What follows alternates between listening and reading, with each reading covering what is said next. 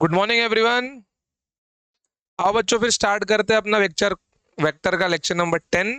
तो आज है अपना क्रॉस प्रोडक्ट का पार्ट 2 और उम्मीद करता हूँ कि यही लास्ट पार्ट हो। ओके, कल के दिन मुझको लेक्चर पे मीन्स मेरा और कहीं और भी था लेक्चर, तो लेक्चर अपने को 1 घंटे पे ही अराउंड स्टॉप करना पड़ गया था। बट आज कोशिश करूंगा कि क्वेश्चंस और बचा हुआ थ्योरी पार्ट में आज ही निपटा दूं। ओके, क्योंकि इसके बाद ज़्यादा और लेंदी लेक्चर नहीं रहना चाहिए। ठीक है, क्योंकि हमको क्वेश्चन प्रैक्टिस भी करनी है, फिर स्ट्रेट लाइन भी स्टार्ट करना है। ओके, आ जाओ। तो लास्ट टाइम हमने ये सब देखा था, ये मैंने आपको सॉल्व करने को दिया हुआ था homework, that is your homework part. जो यहाँ पे आंसर मिलने वाला है ना, वही आंसर मैं अभी यहाँ पर भी निकाल के दिखाऊंगा आपको। आई गेस कि आपको यहाँ तक कोई डाउट नहीं रहा होगा, डिटरमिनेंट सॉल्व करना आपको आता ही है। ओके, इंटरसेक्शन लेके आपको मल्टीप्लाई करना है अल्टरनेट फैक्टर्स का। ओके, चलिए तो यहां से स्टार्ट किया जाए। हम्म, तो हमें इसका मल्टीप्लाई रियल में करना है ना। चलो, तो अब देखो कि इसका मल्टीप्लाई रियल में ना होता कैसे है। ओके, सबसे पहले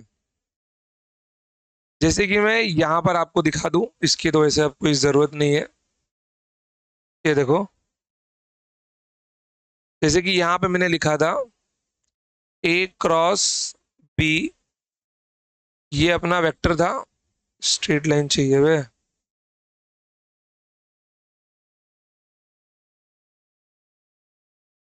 ऐसे तो नहीं आता ससुरा स्ट्रेट लाइन कभी। आ जाओ, तो यहाँ पे हमने इसके कंपोनेंट्स लिखे थे। क्या था ये?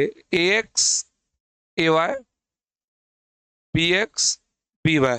तो अगर मैं यहाँ पे रोज और कॉलम को देखना चाहूँ, ओके, तो यहाँ पे क्या देख सकता हूँ मैं कि ये यहाँ पे C1 C2 मीन्स पहला कॉलम दूसरा कॉलम। रो में देखना चाहो तो this is R1 and this is R2। तो जब कॉलम भी दो है रो भी दो है, तो ये बच्चा अपना है 2x2 का मैट्रिक्स। ठीक है, ये क्या है अपना 2x2 का मैट्रिक्स है। ओके, तो यहाँ पे क्या होता है, सबसे पहले हम लोग इंटरसेक्शन का मल्टीप्लाई करते हैं, मीन्स ए एक्स इंटू बी वाई करेंगे ऐसा। देन आफ्टर दैट इसको मल्टीप्लाई करेंगे, क्या मिलने वाला है यहाँ पे माइनस ऑफ। ध्यान में रखना ये एक साइन पैटर्न को फॉलो करता है, प्लस माइनस, एक और लग गया तो प्लस, एक और लग गया तो माइनस, एक और लग गया तो प्लस, एक और लग गया तो माइनस। तो ये प्लस माइनस प्लस को फॉलो करता है। तो यहाँ पे दो है तो इसलिए प्लस और माइनस। तो प्लस माइनस, तो पहले क्या आएगा, इसके साथ में क्या नंबर लगा है, प्लस साइन लगा हुआ है।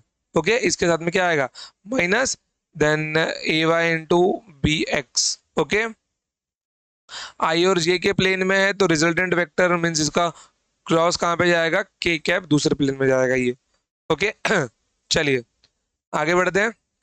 अब इसको देखिए कि इसमें मैं क्या देख सकता हूँ कि इसमें 3 कॉलम और 3 रो है। ओके, C1 C2 C3, ये रो 1 रो 2 और ये हो गया रो 3। तो ये क्या हो गया, ये अपना हो गया 3x3 का मैट्रिक्स, जिसमें 3 रोज और 3 कॉलम है। 3x2 के मैट्रिक्स भी होते हैं, ओके, जिसके अंदर 3 रो और 2 कॉलम होते हैं। पहले रो आता है देन कॉलम आता है। 2x3 के मैट्रिक्स भी होते हैं यहाँ पर, ओके, तो जिसमें 2 रो और 3 कॉलम हो, मीन्स वो कुछ ऐसा दिखता होगा आपका, A X A Y A Z, B X B Y B Z. 2 row 3 column. हमको 3x3 पे ही रहना है या 2x2 पे ही रहना है, उसके अलावा अपना काम नहीं पड़ने वाला। और ओके, चलिए तो देखते हैं कि इसको ना निपटाते कैसे हैं, इसको सॉल्व करने का तरीका क्या है। आइए, तो सबसे पहले मैं एक रैंडम नंबर से यहाँ पे स्टार्ट यहाँ पे करूंगा। ओके, वेक्टर वाले पे बाद में जाऊंगा मैं, तो थोड़ा सा इसको ऊपर शिफ्ट कर दूं। चलिए,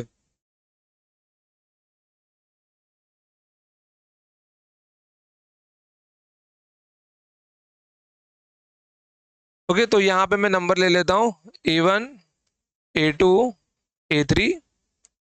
B1 B2 B3 C1 C2 C3। अब देखिए इसको लिखते कैसे। तो सबसे पहले साइन ध्यान ध्यान में रखना आपको, प्लस माइनस प्लस। ओके, तो सबसे पहले मैं कौन सा कंपोनेंट लूंगा, A1 वाला कंपोनेंट लूंगा। तो A1 लिखना है, और अगर आपने A1 लिया है तो उसका रो और सॉरी उसका कॉलम और उसका रो, उसके रो और कॉलम को इग्नोर करना है आपको। जो भी एलिमेंट लोगे उसके रो और कॉलम को आपको इग्नोर करना है। तो यहाँ पे क्या बचा आपका, B2 B3 C2 C3 ही बचा है बस। तो इसको यहाँ से उठा लेना है। ओके, तो यहाँ कहाँ भाग रहे हो बे, लाइन में लगो। तो यहाँ पे क्या बचा आपके पास में, B2 B3 C2 C3 बचा आपके पास में, बिल्कुल। चलिए, देन क्या आएगा, माइनस आएगा। माइनस लगते ही अब यहाँ पे ध्यान दो, A1 का काम डन। अब दूसरा कंपोनेंट लूंगा मैं A2, तो माइनस ऑफ A2। जैसे ही मैंने A2 को देखा, ओके, जैसे ही हमने A2 को देखा तो A2 का रो और A2 के कॉलम को हम लोग भूल जाएंगे। A2 के रो और कॉलम को भूल जाएंगे। क्या बचेगा यहाँ पर, यहाँ पे 4 एलिमेंट बचे, बस उन 4 एलिमेंट को आपको उठा लेना है। कौन कौन से बचे हैं, B1 B3 C1 C3, B1 B3 C1 C3। Okay, after that चलिए, अब कौन सा एलिमेंट का नंबर है, अब नंबर है A3 का। Then again plus into A3। तो इसका रो और इसके कॉलम को हम भूल जाएंगे।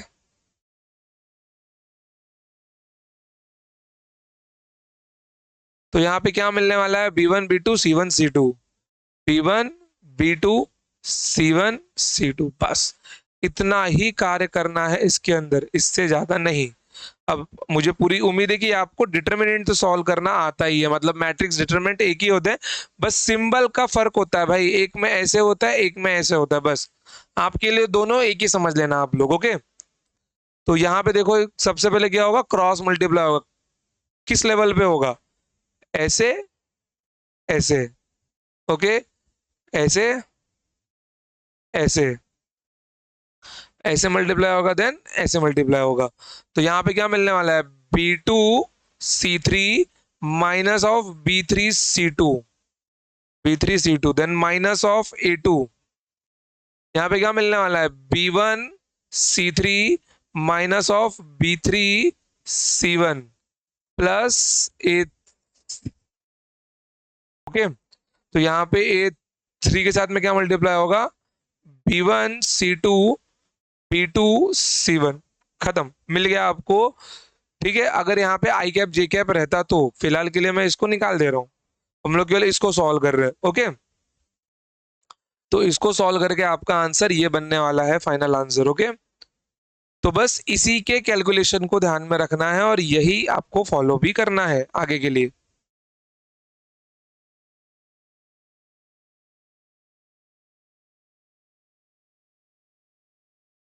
चलिए, वेरी गुड, आ जाओ। तो अब आगे बढ़ते हैं इसकी ओर, ठीक है। चलिए, तो ये C1 C2 C1 C3 R1 R2 R3 आपको समझ में आ गया है। ओके, सबसे पहले अब क्या लूंगा मैं, आई कैप लूंगा, बेशक आई कैप लेते ही सबसे पहले यहां से ये ब्रैकेट उठाओगे।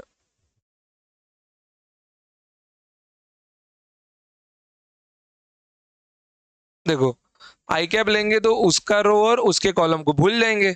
तो उसके रो और कॉलम को भूलते यहाँ पे क्या बचने वाला है, ध्यान से देखो क्या बचने वाला है यहाँ पर, AY AZ BY BZ। Okay, then उसके बाद में क्या लूंगा अब मैं, ये प्लस माइनस प्लस के सीक्वेंस में रहेगा, भूलना मत। यहाँ पे अब आएगा आपका minus of J cap. Okay, minus of J cap. तो जैसे ही जे कैप में जाएंगे तो इसका रो और इसका column means row and column भूल जाएंगे। यहाँ पे क्या बच रहा है, AX AZ BX BZ। तो यहाँ पे बच रहा है आपका AX AZ BX BZ। Okay, then उसके बाद में क्या होगा, आएंगे हम लोग प्लस के कैप पे। Plus K cap. तो प्लस के कैप में क्या होगा, डेफिनेटली तीसरे वाले का रो और कॉलम भूल जाना है, तो third row and third column निकाल दो। क्या बच रहा है यहां पर, A X A Y B X B Y, A X A Y B X B Y. तो आ जाओ यार, अब सॉल्व किया जाए जरा इसको। ओके, चलिए देखिए जरा इसका सॉल्यूशन क्या आएगा। I cap into A Y into B Z, cross multiply करना है, समझ गए, क्रॉस मल्टीप्लीकेशन, क्रॉस मल्टीप्लीकेशन करना है आपको।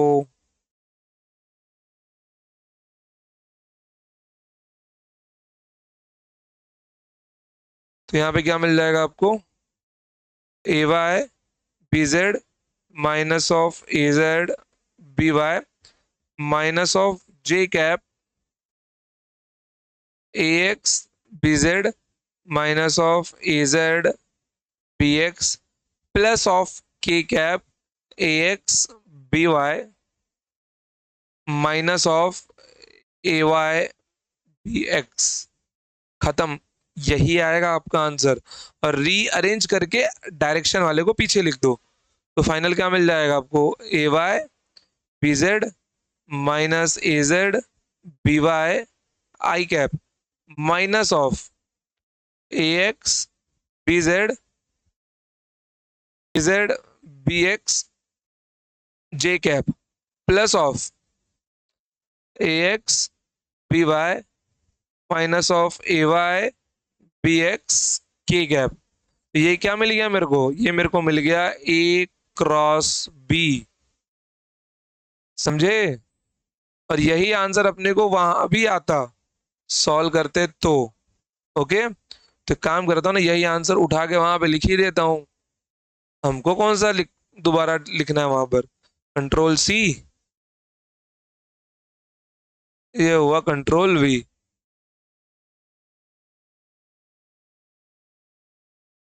बहुत बढ़िया, यही आंसर आएगा यहाँ पर। ओके, अब इसको सॉल्व करना आपकी जिम्मेदारी है। I cap cross J cap के कैप होगा। ओके, देन उसके बाद में जे क्रॉस आई माइनस के कैप होगा। तो देखो यहाँ पर ए एक्स बी वाई और ए वाई बी एक्स दोनों कंपोनेंट मैच कर रहे हैं के कैप के साथ में, तो लुकआउट कर लेना, एक एक टर्म लेके इसको सॉल्व कर लेना। ओके, बाकी आपको एग्जाम में तो यही मैट्रिक्स वाला फॉर्म ही यूज करना है, समझ गए। इसके अलावा और कोई फॉर्म आपको यूज नहीं करना है। क्लियर एकदम, समझ गए। चलो बहुत बढ़िया, आ जाओ आगे बढ़ते हैं। अब आते हैं जरा अपने एरिया ऑफ ट्रायंगल पे रिटर्न आते हैं। ओके, एरिया ऑफ ट्रायंगल, देखो एक वेक्टर ऐसे दिया गया है और एक वेक्टर ऐसे दिया गया है, ठीक है। This is vector A and this is vector B. अब सीधी सी बात है, इन दोनों के बीच में है एंगल थीटा, ठीक है। तो यहां पर क्या एरिया ऑफ ट्रायंगल को दो अलग अलग मेथड से निकाला जा सकता है, बिल्कुल निकाला जा सकता है। जैसे कि आप सबको पता है कि देखो, आपको दो वेक्टर दिए होंगे, निकालने के दो अलग अलग मेथड होंगे, हम दोनों मेथड से यहाँ पे सॉल्व सॉल्व करके देखेंगे। ओके, तो चलिए सबसे पहले मैं आपको वेक्टर ए, अरे क्या हो रहा है ये, रुको यार 2 मिनट, फाइल को सेव करना पड़ेगा।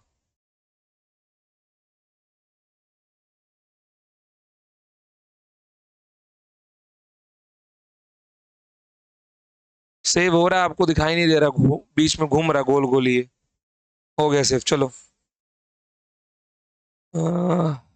देखो, तो लेट सपोज कि मैंने वेक्टर ए दिया है I cap plus J cap plus K cap, और वेक्टर बी दिया है मैंने 2 i cap plus 2 j cap plus 2 k cap.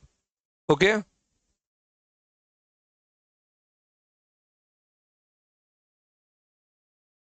नहीं रुकिए, थोड़ा सा चेंज करना पड़ेगा। तो ये I cap plus J cap minus of K cap, अब प्लस के कैप ले लो। चलो ओके, तो ये दो वेक्टर दिए गए हैं और कल हमने इसका फॉर्मूला भी निकाला था, फिर से निकाल लेते हैं एक बार। ओके, तो ये इसकी बन जाएगी हाइट ट्रायंगल की। अगर इस वेक्टर के लिए इसका वैल्यू लिखो तो ये क्या बनने वाला है, ए साइन थीटा बनने वाला है। और ये इसका बेस है जिसका मैग्नीट्यूड क्या होगा आपका, जिसका मैग्नीट्यूड आपका होगा B. This is vector A and this is vector B. तो इसका मैग्नीट्यूड क्या होगा आपका, इसका मैग्नीट्यूड होगा बी। तो यहाँ पे किसी भी एरिया का ट्राइंगल, तो यहाँ पे ट्राइंगल का नाम दे दूं ए बी सी, ले लो नाम इसका। ओके, तो area of triangle A B C is half into base into height.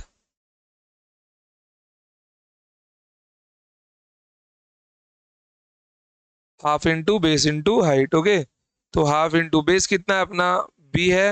Height कितना है अपना, ए साइन थीटा है। ओके, तो जरा यहाँ पे देखो आपका फॉर्मूला क्या बन रहा है, half A B sine theta बन रहा है। और ए बी साइन थीटा को आप लोग क्या लिख सकते हो, magnitude of A cross B. It is magnitude of A cross B. Okay, area of triangle A B C. चलिए, तो ये अपने को मिल गया एरिया ऑफ ट्राइंगल एबीसी। हालांकि इसका एक फॉर्मूला और मिला है अपने को, half A B sine theta. Okay, तो ए क्रॉस बी मतलब मुझे इसका सबसे पहले क्रॉस प्रोडक्ट निकालना होगा। अरे रुको रुको, ये स्मॉल वाला आएगा letter, vector A cross B का मैग्नीट्यूड। तो सबसे पहले इसका हम लोग ए क्रॉस बी ही निकाल लेते हैं। ओके, ए क्रॉस बी क्या मिल जाएगा अपने को,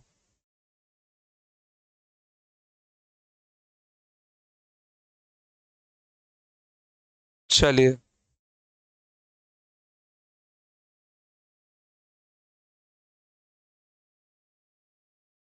ठीक है। This is I cap, J cap, के कैप। तो ए कितना है आपका, देखिए सबका मैग्नीट्यूड 1 1 1 है। ओके, देन इसके बाद में मैग्नीट्यूड कितना है, 3 1 1। ओके, बहुत बढ़िया। अगर मैं यहाँ पे लिखने जाऊँ तो अब मैं सीधा लिखना चाहता हूँ बच्चों। ओके, आई कैप इनटू, इसको भूलो इसको भूलो। ओके, तो सिर्फ कितना बच रहा है यहाँ पे, यही वाला सर्कल बच रहा है आपका, 1 × 1 1 -1 × 1 1, प्लस माइनस प्लस भूलना मत। Okay, then minus of J cap, 1 × 1 1 -3 × 1 3। कौन सा कंपोनेंट लिया, ये और ये, इसको और इसको भूल गए हम। ओके, चलिए, देन प्लस के कैप, क्या लेंगे, सिर्फ इसको लेंगे, इसको और इसको भूल जाएंगे हम लोग। तो क्या मिल जाएगा यहाँ पर देखो जरा, 1 × 1 1, 1 × 3 -3। ओके, तो ये तो अपना जीरो बन गया। ये क्या बन रहा है, -j × -2 मतलब 2 जे कैप। ओके, देन ये माइनस ऑफ 2 के कैप, आ जाओ, -2 के कैप। तो इसका मैग्नीट्यूड लेना है, अब ए क्रॉस बी हो गया। अब इसका मैग्नीट्यूड लेंगे हम, magnitude of vector A cross B क्या मिलने वाला है, मैग्नीट्यूड 2 का स्क्वायर प्लस 2 का स्क्वायर, मतलब यहाँ पे -2 का स्क्वायर आएगा, हम पॉजिटिव भी लिख ही लेते हैं। तो 4 + 4 8, 8 का स्क्वायर रूट 2 √2, सीधा सीधा सा बात है। Okay, 2 √2 units. तो यहाँ पर अपने को एरिया ऑफ ट्राइंगल क्या मिलने वाला है, दिस इज अवर एग्जाम्पल। तो area of triangle A B C मिल जाएगा अपने को 2 √2 डिवाइडेड बाय 2, 2 से 2 कैंसिल हुआ, या आ जाएगा √2 यूनिट्स। ओके, मतलब metre square in short. Okay, क्या इसको दूसरे मेथड से किया जा सकता है, बिल्कुल किया जा सकता है। आइए बताऊं आपको दूसरा मेथड, हमने डॉट प्रोडक्ट भी पढ़ के रखा है, क्या उससे निकाल सकते हैं ये आंसर, ट्राई करते हैं, देखते हैं आता है कि नहीं। हाँ, तुम ना सबसे पहले चॉइस है, कितना नौटंकी भरा पड़ा है इस सॉफ्टवेयर के अंदर, सच में एकदम। करो, चलो। ओके, तो ये अपने को मिल गया। चलिए, तो अब हमको ये फॉर्मूला नहीं चाहिए, हम यहाँ पे यूज करने वाले हैं A B sine theta. Okay, तो ए बी साइन थीटा में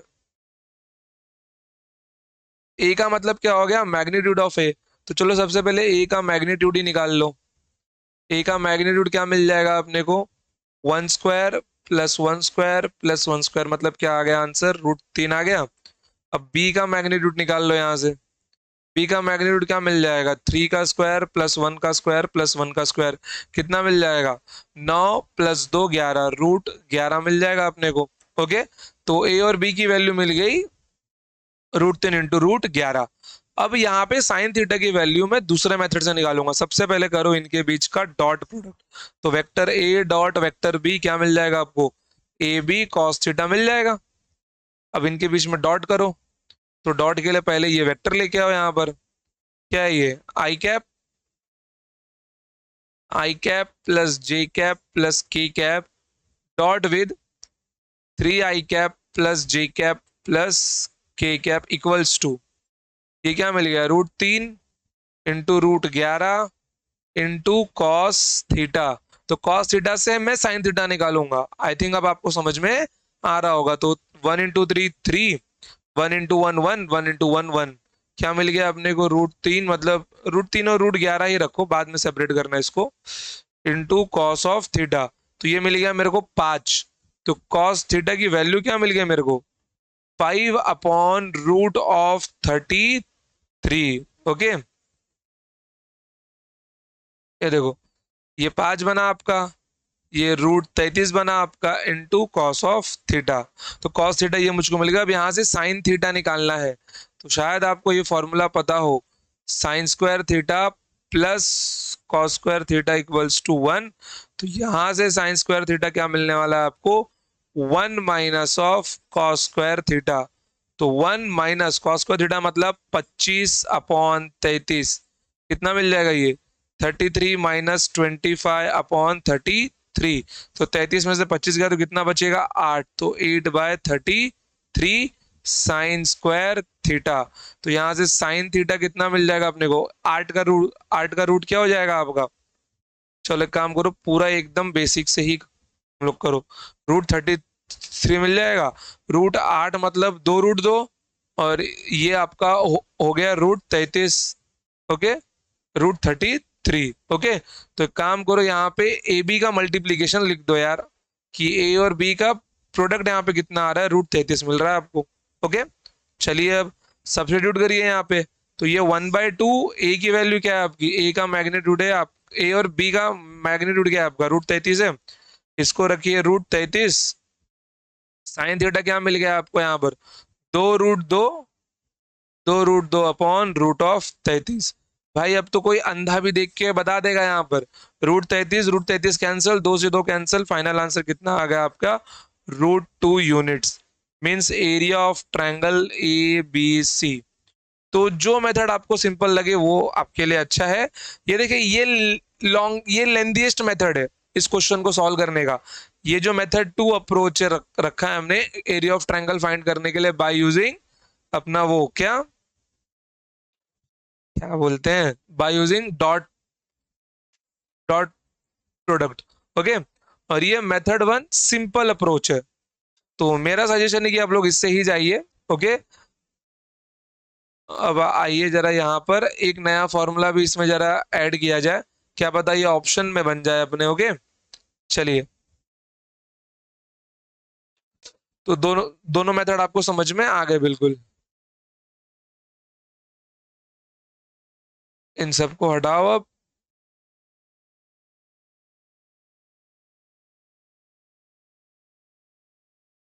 अब ये half A B sine theta को क्या लिख सकते हैं हम लोग यहाँ से, क्योंकि साइन स्क्वायर थीटा अपना क्या होगा, 1 माइनस कॉस स्क्वायर थीटा। तो साइन थीटा की वैल्यू मिल जाएगी under root of 1 minus cos square theta. बस रख दो यहाँ पर, ये नया फॉर्मूला मिल गया, 1 माइनस कॉस स्क्वायर थीटा। देखो इसमें क्या है ना, एक एक टर्म को अलग अलग अप्रोच में लिखना आना चाहिए, क्योंकि क्या पता कौन सा ऑप्शन बना के हमको दे दिया जाए, which of the following option is correct for the area of triangle. Okay, चलिए आगे बढ़ते हैं। अब कोई डाउट नहीं है यहां तक? आ जाओ, अब निकालते हैं एरिया ऑफ पैरेललोग्राम। ओके, चलिए। ब्लैंक स्लाइड खत्म क्या अपनी? खत्म हो रही है। आ जाओ, नेक्स्ट टॉपिक का नाम डालो, area of parallelogram.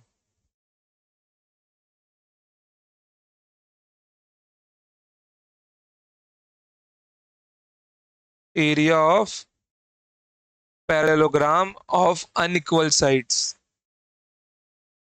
Of unequal sides.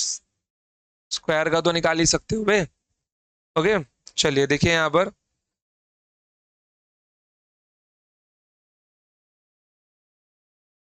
मैंने एक वेक्टर ऐसा लिया। ओके, और एक वेक्टर ऐसा लिया।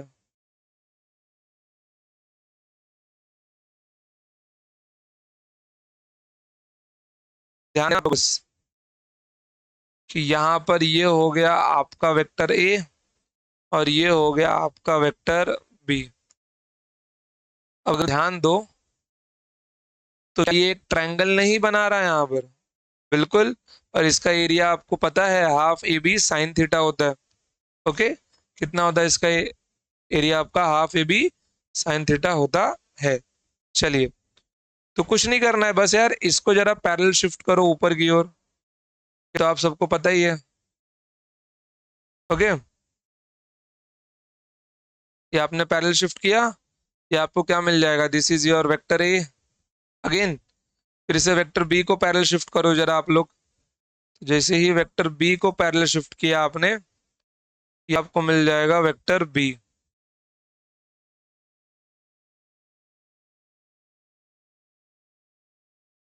तो यहाँ पे अपने को दो अल्टरनेट आमने सामने ट्रायंगल मिल गए हैं। तो इस ट्रायंगल का एरिया होगा ए वन, इस ट्रायंगल का एरिया होगा ए टू। अगर मेरे को इस पैरेललोग्राम का एरिया लिखना है तो ये क्या होगा यहाँ पे? क्या इन दोनों का सम नहीं होगा ये?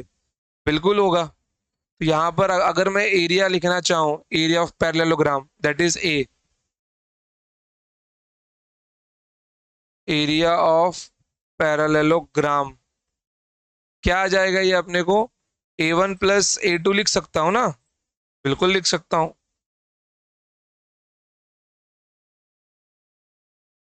यहाँ से ए की वैल्यू क्या मिल जाएगी मेरे को? A1 क्या होगा मेरा? A1 मेरा होगा half into magnitude of A cross B, plus A2 भी क्या हो जाएगा? ट्राइंगल ही तो है, half into magnitude of A cross B. दोनों ए क्रॉस बी कॉमन निकाल लो, हाफ हाफ जोड़ के 1 बन जाएगा। तो यहाँ पे क्या मिल जाएगा?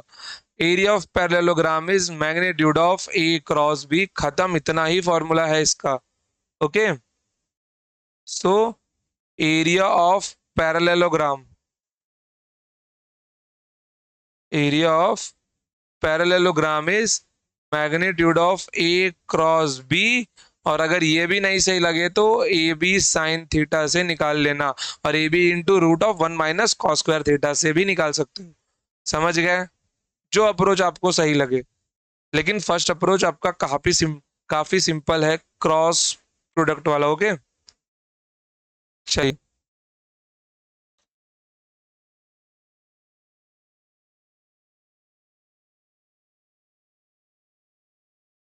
आइए, अब इसको थोड़ा दूसरे area of parallelogram when diagonals are given. अब ये वाला अप्रोच लगा के देखते हैं जरा, यहाँ पे नया फॉर्मूला मिलता है अपने को। Okay,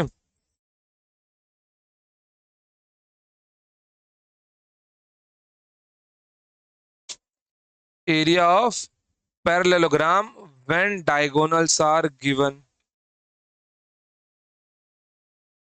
when diagonals are given. Okay, देखिए, तो डायग्राम यहां से उठाता हूं मैं।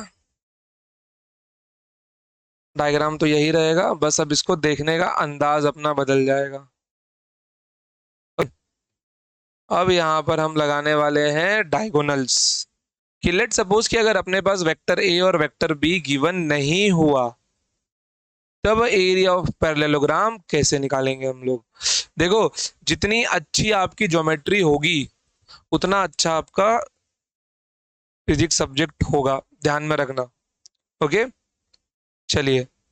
तो this is our diagonal one. Okay, ये अपना क्या हो गया, ये अपना हो गया D1। नाम दे देता हूँ डायगोनल वन। ओ लग रहा है क्या?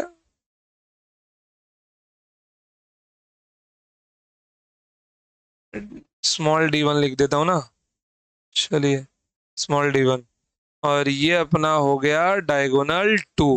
यहाँ से ये D1 वेक्टर और ये आपका D2 वेक्टर। तो अगर अब मुझे यहाँ पे D1 वेक्टर लिखना है तो सीधी सी बात है भाई, यहाँ पे वेक्टर ट्रायंगल लगाऊंगा मैं। ओके, क्या मिल जाएगा यहाँ पे वेक्टर ट्रायंगल मेरे को? ए के हेड पे बी का टेल और D1 बन गया आपका रिजल्टेंट। तो D1 vector equals to vector A plus of vector B. Okay, D2 vector को ध्यान से देखिए कि वेक्टर ए के हेड पे D2 का टेल है। तो मतलब यहाँ पे क्या मिल रहा है मेरे को ये, हम्म, देखो बी प्लस ए से अच्छा है कि ए प्लस बी लिखे हम लोग। ओके, चलो ठीक है, कोई नहीं, ऐसे ही कर लेते हैं। तो यहाँ पे अपने को मिल रहा है vector A plus D2 vector equals to vector B. ये इनिशियल के टेल से, ए के टेल से फाइनल के हेड यहाँ पे जा रहा है। ओके, यहाँ तक। तो ये अपना हो गया रिजल्टेंट। यहाँ से D2 वेक्टर क्या मिल जाएगा मेरे को मेरे प्यारे बच्चों? That is vector B of minus of vector A.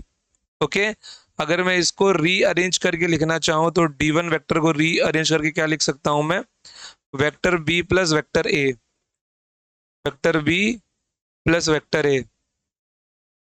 D2 vector को क्या लिख सकता हूं मैं? Vector B minus of vector A. अब मुझे यहां पर एरिया ऑफ पैरेललोग्राम एक ही चीज में पता है, that is A cross B. दूसरा मुझे पता नहीं है। ओके, सो लिखो उसको। रुको बे, सीक्वेंस में ही लिखता हूँ, नहीं तो कंफ्यूजन होगा यहाँ पर।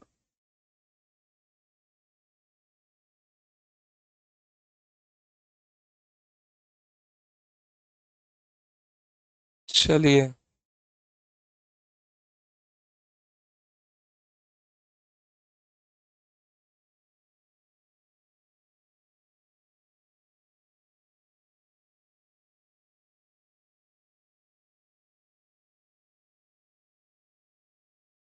आ जाओ।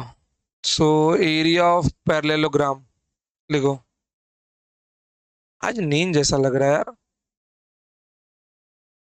एरिया ऑफ पैरेललोग्राम क्या मिल जाएगा? Magnitude of vector A cross of vector B. अब भाई ए क्रॉस बी पता होना चाहिए यहाँ पर। तो सबसे पहले हम इनको सॉल्व करेंगे, बिल्कुल सॉल्व करेंगे यहाँ पर। तो D1 vector equals to vector B plus vector A. D1 vector equals to vector B plus vector A. D2 vector equals to vector B minus of vector A. Okay, तो एक काम करो, सबसे पहले इन दोनों को ऐड कर लो। जैसे इनको हम ऐड करेंगे, ओके, ऐड में तो साइन चेंज नहीं होता ना। तो यहाँ पे ये क्या मिलने वाला है? D1 vector plus D2 vector. ए से कैंसिल हो जाएगा, ये क्या मिल जाएगा? 2B वेक्टर मिलेगा। तो यहाँ से B वेक्टर की वैल्यू क्या मिल गई आपको? This is D1 vector plus D2 vector upon में 2। ओके, फिर हम इन दोनों को सब्ट्रैक्ट करेंगे अब।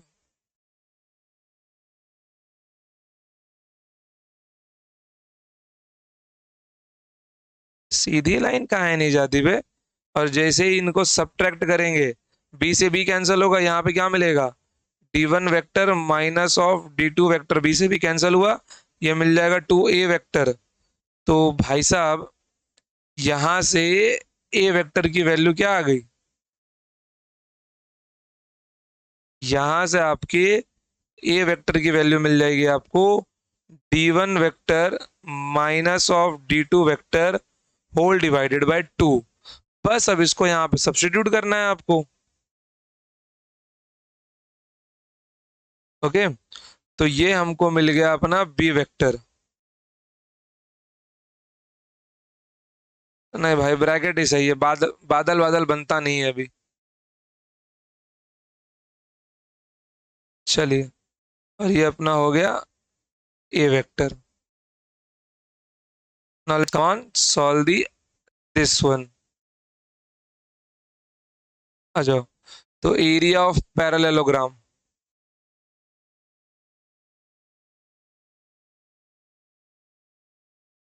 एरिया ऑफ पैरेललोग्राम, थोड़ा सा जगह मिले ना इसको भी शिफ्ट करो यार, क्योंकि उसका कैलकुलेशन थोड़ा सा जगह लेता है।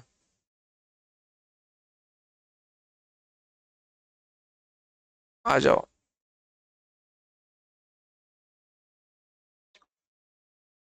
Okay, magnitude of vector A क्या है अपना, D1 vector minus of D2 vector whole divided by 2 multiply by D1 vector plus D2 vector whole divided by 2। Okay, whole divided by 2। भाई 1/4 बाहर निकल आएगा बेशक। ब्रैकेट में क्या बचने वाला है यहाँ पर, magnitude of D vector minus D2 vector cross of D1 vector plus D2 vector. अब जो गलती नहीं करनी, सर जी ए प्लस बी ए माइनस बी लगा दे क्या यहाँ पे, बिल्कुल भी मत करना है ऐसी गलती। समझ गए, वो गलती दोहराने की जरूरत भी मत करना है यहाँ पर, क्योंकि ये डॉट नहीं है, ये क्रॉस प्रोडक्ट है, यहाँ पे डायरेक्शन मैटर करता है। तो यहाँ पे 1/4 सबसे पहले क्या आ जाएगा यहाँ पे आपका, यहाँ पे हम यहाँ पे करेंगे D1 क्रॉस D1, तो D1 क्रॉस D1 वेक्टर यहाँ पे करेंगे। आफ्टर दैट यहाँ पे होगा माइनस ऑफ, नहीं नहीं रुको रुको, plus of D1 cross D2, plus of D1 cross D2, then minus of D2 cross D1। थोड़ा सा इसको साइड में शिफ्ट कर दें।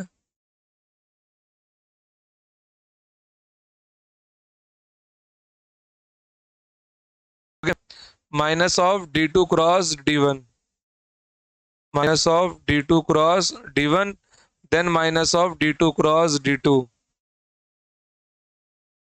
D2 cross D2। ओके, चलिए अब एक बात मैं आपको बताऊं कि ये ए और बी से बना हुआ डायगोनल का लेंथ, और यहाँ पर ए और बी से बने हुए डायगोनल का लेंथ, इन दोनों का लेंथ तो सेम ही होने वाला है।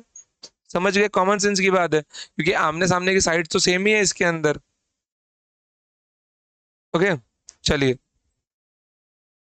तो यहाँ पे क्या मिल जाएगा 1/4, या फिर सेम देखने की जगह सेम का सेम से dot product zero, cross product zero आता है, ये भी देख सकते हो। ओके, इनकी वैल्यू सेम भी होगी और प्लस इनका क्रॉस प्रोडक्ट जीरो भी होगा। क्यों, इसका खुद से एंगल क्या हो जाएगा, जीरो ही तो होगा। तो यहाँ पे क्या मिलने वाला है, ये जीरो होगा क्योंकि ये कैंसिल होके निकल जाएगा। ओके, काम करता हूँ, इसको यहीं पे कैंसिल किए देता हूँ ना, ये जीरो बन जाएगा, D2 क्रॉस D2 भी जीरो बन जाएगा, सेम का सेम से जीरो होता है, देखा है हमने। ओके,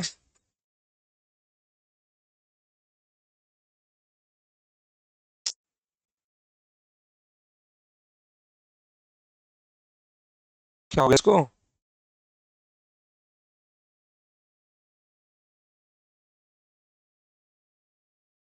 चलिए। तो ये तो कैंसिल हो गया, अब यहाँ पे क्या बचा अपना देखो, D1 cross D2 minus of D2 cross D1। अब एक बात पता है आपको कि ये और ये सेम होंगे, बस साइन अपोजिट होगा। तो अगर D2 क्रॉस D1 को मैं अपोजिट में लिखना चाहूं तो क्या लिख सकता हूं? यहाँ पे ध्यान से देखना कि D2 cross D1 is minus of D1 cross D2। सही बात है ना, उसके अपोजिट डायरेक्शन में तो है। तो जैसे ही ये माइनस यहाँ पे पड़ेगा तो क्या बन जाएगा? ये प्लस बन जाएगा यहाँ पर।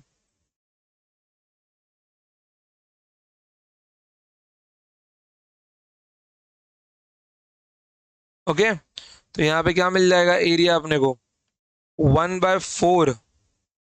ध्यान देना यहाँ पर कि ये इसमें ऐड होने वाला है, तो ये बनने वाला है D1 cross D2 minus minus plus. ये तो लिख लो, minus of minus D1 cross D2। चिप तो नहीं रहा कैमरे के पीछे? नहीं।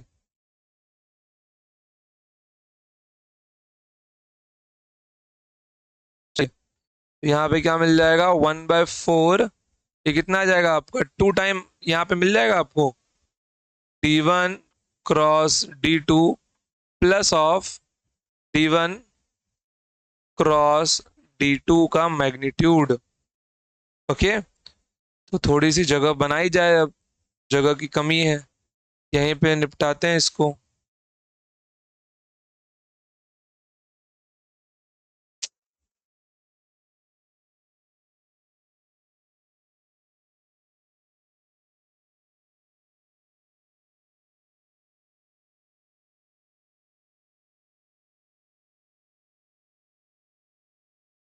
थोड़ा सा छोटा करें सबको।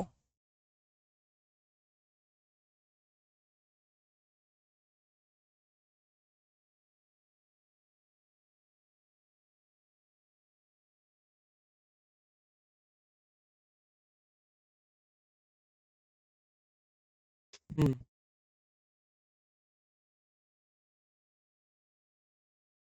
इतना ठीक है, इतना सही है। चलिए,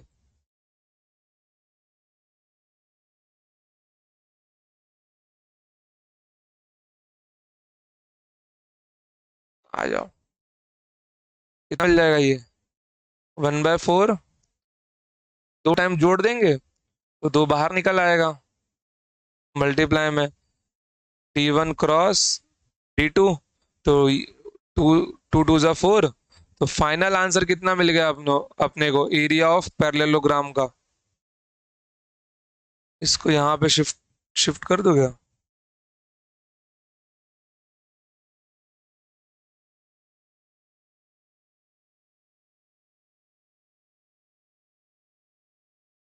ये गिवन है ना, इसको यहाँ पे निपटा देता हूँ,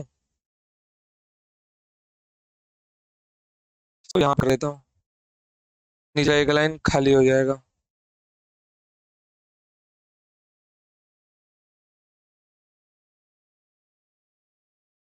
चलिए, तो यहाँ पे अपने को एरिया ऑफ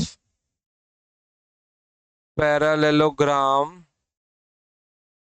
मिला है 1/2 D1 क्रॉस D2 वेक्टर। खत्म। समझ गए?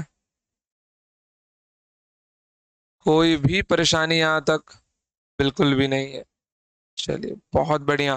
तो यहां तक मान के चलिए मेजर मेजर अपना क्रॉस प्रोडक्ट यहाँ पे निपट चुका है, ठीक है।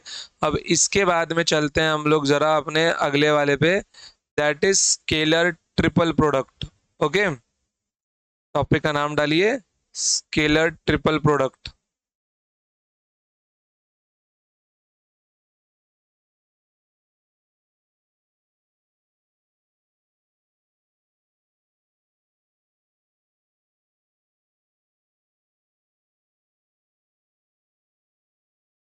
देखो यहाँ पर गेस करो, वेक्टर ए आपको दिया गया है AX i cap plus AY j cap plus AZ k cap. Vector B आपको दिया गया है BX i cap BY j cap BZ k cap. Vector C आपको दिया गया है CX i cap C Y J cap C Z के cap. Okay, now अब स्केलर ट्रिपल प्रोडक्ट का मतलब है कि मैं इस प्रकार के कुछ एक्सप्रेशन की बात कर रहा हूं जिसके अंदर दो का क्रॉस होके एक के साथ में हम डॉट कर रहे हैं। Okay, vector A dot vector A cross vector B dot with vector C. Okay, इसको हम लोग ऐसे भी लिखते हैं, vector A B C, cyclic pattern में। ओके, ए बी सी करके लिखा है। अब कैसा लिख सकता हूं मैं इसको, vector B cross vector C dot of vector A. इसको मैं और कैसे लिख सकता हूं, vector B vector C and vector A. ये साइक्लिक पैटर्न में चल रहा है अभी। Okay, then vector C cross vector C cross vector A dot with vector B dot with vector B. कितना मिल जाएगा ये, वेक्टर सी वेक्टर ए और ये आपका वेक्टर बी। अब एक बात पता है आपको कि इन सबका ये मैग्नीट्यूड लिखा है मैंने, इन सबका फाइनल आंसर सेम ही होता है। फाइनल आंसर में जो इनका मैग्नीट्यूड बन के आता है वो अलग नहीं होता है। ओके, इट मीन्स कि A B C this equals to B C A, this is equals to C A B. समझ गए इतना, कोई प्रॉब्लम है यहां तक? बिल्कुल भी नहीं। Okay,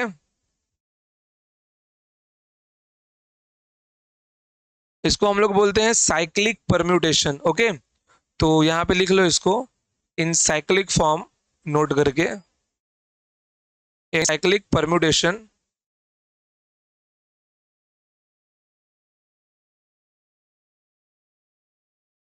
in cyclic permutation magnitude of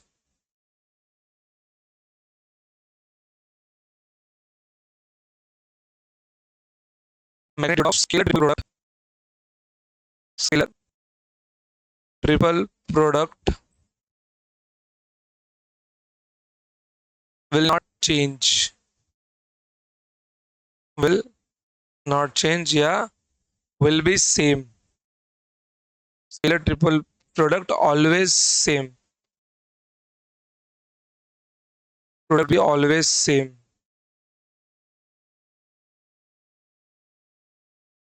always same। इनके अगर पैटर्न को फॉलो नहीं कर रहा हूं, ओके, जैसे कि यहां पर आपने लिखा है ए बी सी और अगले ही पल आपने लिख दिया यहां पर सी बी ए, कोई कोई साइक्लिक पैटर्न नहीं है आपको, आप ऐसे जा रहे थे, आपने अगले ही पल अपनी गाड़ी मोड़ दी, तो यहाँ पे कुछ नहीं आता, बस माइनस चेंज होता है, बस माइनस साइन लगता है, मैग्नीट्यूड वही रहता है, चाहे आप लोग कुछ भी कर ले।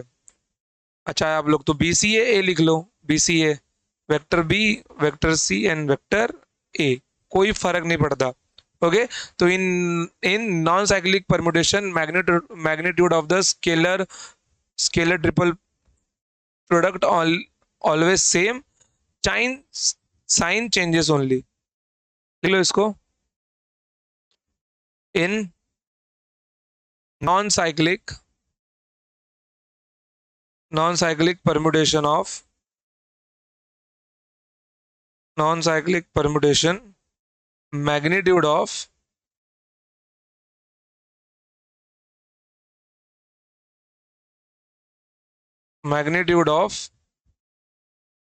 Scalar triple product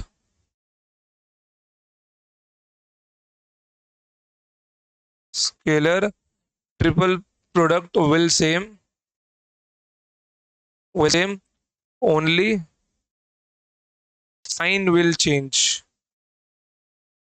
only sign will change. अगर ये माइनस हुआ तो ये प्लस होगा, समझ गए, ये हमेशा प्लस नहीं होगा, मीन्स दोनों के साइन ऑपोजिट होंगे, बस समझ गए। चलिए अब इसको लिखना सीखते हैं कि अगर अपने को तीन वेक्टर अलग अलग दिए गए तो हम लोग उनको लिखेंगे कैसे। ठीक है, आ जाओ।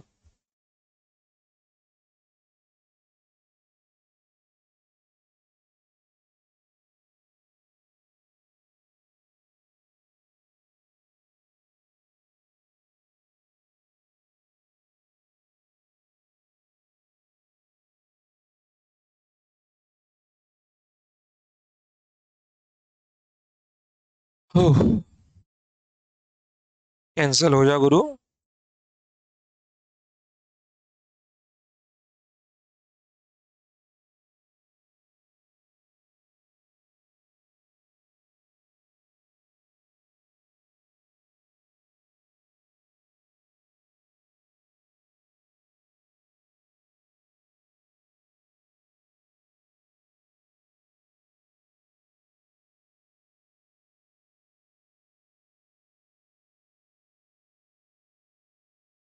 चलिए,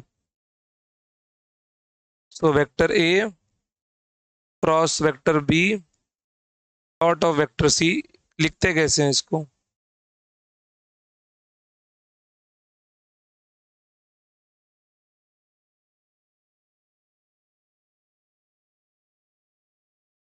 तो सबसे पहले एक एक कंपोनेंट्स को लिखिए। A X, A Y, A Z, B X, B Y, B Z, C X, C Y, C dash. क्या यही सीक्वेंस फॉलो करना जरूरी नहीं है यार? सबका मैग्नीट्यूड जब लास्ट में सेम ही होना है तो आप लोग कोई भी सीक्वेंस फॉलो कर सकते हो। जरूरी नहीं कि आप लोग यही सीक्वेंस फॉलो करो एबीसी को लिखने के लिए। जो सीक्वेंस आपका मन करे आप लोग उसको फॉलो कर सकते हो। फाइनल आंसर सबका सेम ही आएगा। ओके, चलिए तो मैं तीनों पॉसिबल पैटर्न यहाँ पे लिख देता हूँ।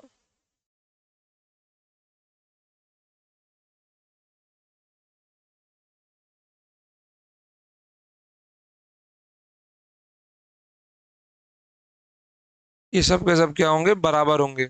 चाहे आप किसी भी वेक्टर को सबसे पहले लिख दो ऊपर, कोई फर्क नहीं पड़ता। क्या मिल जाएगा यहाँ पे? अगर आप लोग सबसे पहले बी को लिखते हो तो B X, B Y, B Z.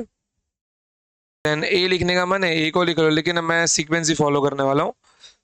तो आप लोग सी एक्स भी लिख सकते हो। C X, C Y, C Z, A X, A Y, A Z. अब सी ऊपर लिख दो। C X, C Y, C Z. Then after that आपका B X, B Y, B Z. Then A X, A Y, A Z. इसमें ही लिखना जितना मैंने आपको बता दिया। ओके, चलिए, कोई डाउट है यहाँ तक आपको? बिल्कुल भी नहीं होना चाहिए। ओके, सपोज कीजिए कि यहाँ पर एक मैं कंडीशन आपको बताता हूँ। अगर ऐसा लिख दिया जाए कि इफ, नोट करके लिखो, ये एग्जाम में आता है। Note, if vector A, vector B and vector C are coplanar vectors, are coplanar vectors, then अगर ये कोप्लेनार वेक्टर्स निकले तब क्या होगा मालूम है आपको? Vector A cross vector B is dot with vector C. इसका जो फाइनल आंसर मिलने वाला है आपको, ये जीरो मिलेगा, क्योंकि ये एक वेक्टर होगा और वेक्टर का आप लोग डॉट कर रहे हो, तो ये आंसर आपको स्केलर मतलब कोई नंबर ही मिलने वाला है। तो इसका फाइनल आंसर क्या होगा आपके लिए? जीरो होगा। समझ गए? कोई प्रॉब्लम यहाँ तक आपको? बिल्कुल भी नहीं होनी चाहिए। ओके, बाकी इसके ऊपर नंबर लेके सॉल्व करना बहुत आसान बात है, इतना कोई मुश्किल क्वेश्चन इसके ऊपर बन के आता नहीं है। ठीक है, चाहिए तो एक यहाँ पे क्वेश्चन हम लोग फिर भी सॉल्व करके देख ही लेते हैं। कहाँ दिया है सवाल?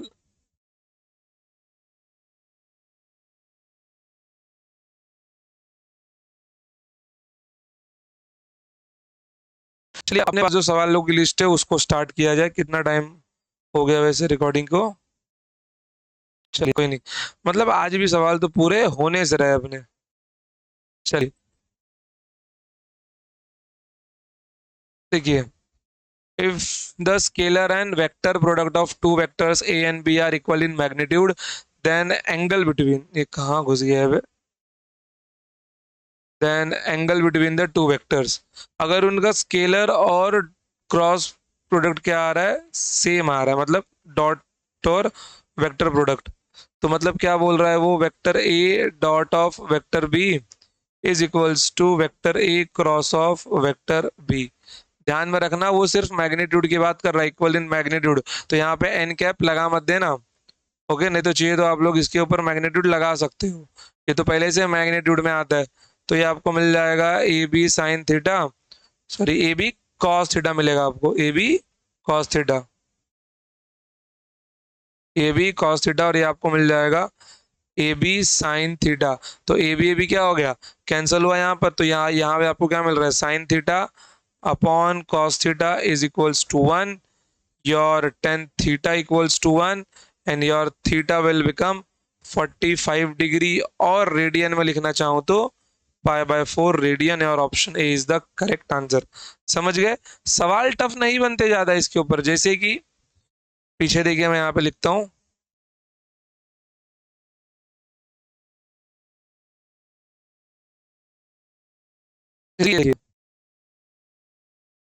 ओके, फॉर एग्जाम्पल यहाँ पे एक वेक्टर दिया गया है, ओके,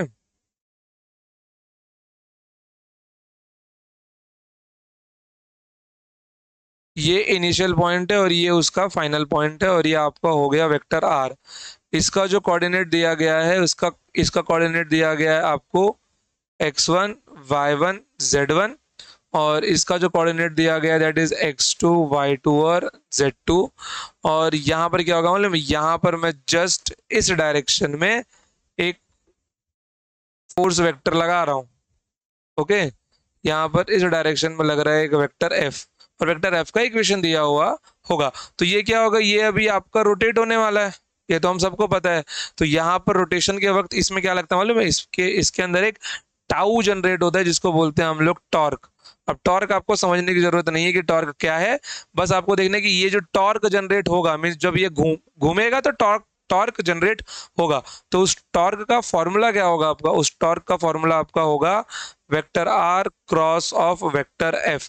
तो वेक्टर आर का इक्वेशन क्या मिलने वाला है आपको, यहाँ से सीधी सीधी सी बात है, देख के बताओ जरा, x2 minus x1 i cap. आप लोग इसके लिए इक्वेशन क्या लिख सकते हो, इसको r1 नाम दे दो और इसको r2 नाम दे दो। तो यहाँ पे इक्वेशन क्या मिल जाएगा आपको, ये x2 minus x1 i cap plus y2 minus y1 j cap plus z2 minus z1 k cap cross of, cross with vector F क्या आपका, F x i cap plus F y J cap plus F z के cap. क्या हम इसको solve करने वाले हैं, बिल्कुल भी नहीं, हम लगाएंगे यहाँ पे डिटर्मिनेंट और मैट्रिक्स।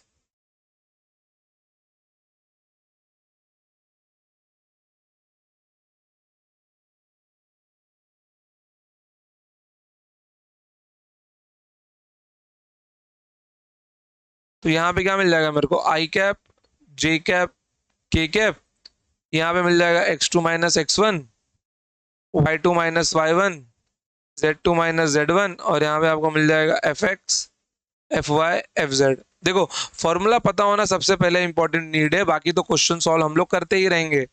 ओके, चलिए आगे बढ़ते हैं। अब अगला क्वेश्चन देखिए यहाँ पर, इफ द टॉर्क, देखो फिर से वही क्वेश्चन मिल गया अपने को, if the torque of a force F about the origin and the force acts on a particle whose position vector, मतलब वेक्टर आर की बात कर रहा है वो, position vector is equals to this. चलिए बहुत बढ़िया बात है, अब भी फॉर्मूला किया हमने इसका, तो यहाँ पर सॉल्यूशन लिखिए इसका, क्या मिल रहा है आप, यहाँ पे वेक्टर एफ क्या दिया हुआ है अपने को, वेक्टर एफ दिया हुआ है 3 आई कैप प्लस 7 जे कैप प्लस 4 के कैप, एंड वेक्टर आर क्या दिया हुआ है अपने को, वेक्टर आर दिया हुआ है 2 आई कैप प्लस 2 जे कैप प्लस 1 के कैप। ओके, देन अपने को निकालना है यहाँ से टाउ, मतलब टॉर्क निकालना है। रुकिए, तो यहाँ से टॉर्क मतलब वेक्टर टाउ क्या मिल जाएगा अपने को, दिस इज योर ये magnitude of means vector A cross B और एफ क्रॉस आर। थोड़ा सा पेन हैंग हो रहा है, vector F cross vector R, ये टॉर्क का फॉर्मूला है। तो लिखेंगे कैसे यहाँ पे हम लोग इसको, 3 आई कैप प्लस 7 जे कैप प्लस 4 के cap cross with two I cap plus two J cap plus one के कैप। ओके, नाउ अब लेंगे मैग्नीट्यूड।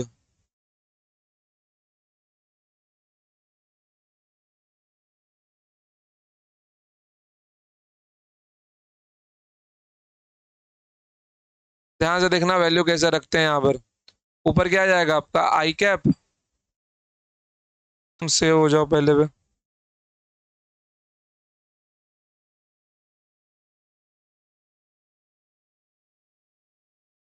अबे जल्दी हो।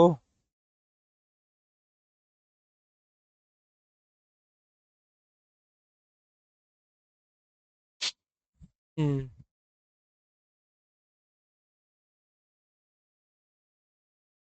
हो गया सेव। चलो, ये आई कैप, जे कैप, के कैप, 3 7 4 2 2 1। सॉल्व करना आप सबको आता है।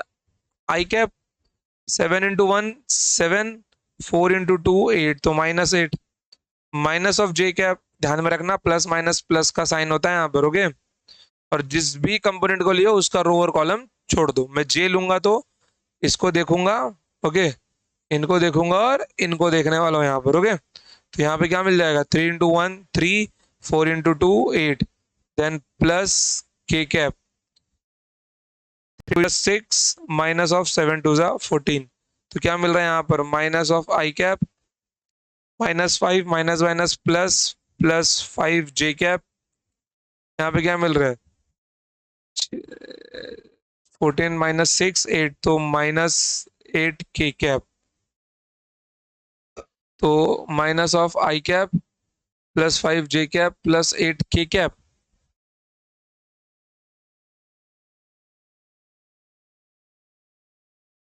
हम्म, देखिए अपना आंसर तो ऑप्शन ए ही है, बट यहाँ पे साइन का थोड़ा सा इशू हुआ है।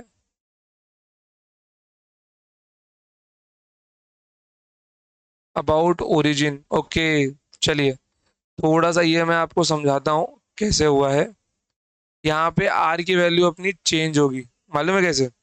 ध्यान दो यहाँ पर, इसने एक पोजीशन वेक्टर लिया है अबाउट दी ओरिजिन। ओके, अब अगर ये position vector about the origin है तो ध्यान में रखना कि वो ओरिजिन के ऊपर उसका जो पहला कोऑर्डिनेट है वो क्या होता है मालूम है? वो होता है 0, 0। ओके,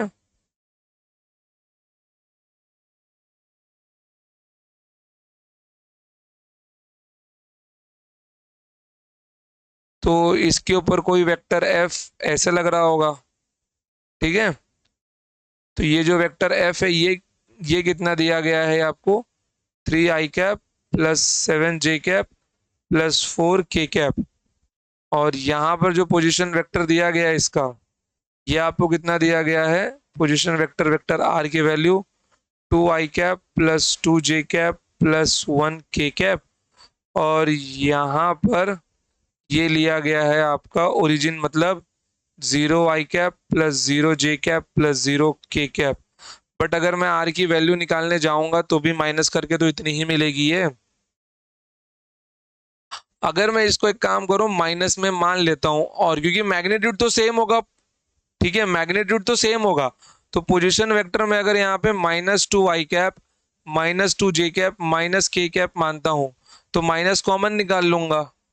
मतलब कि वो लोग बोल रहे कि वो पोजीशन वेक्टर कुछ ऐसा रहा होगा आंसर के हिसाब से।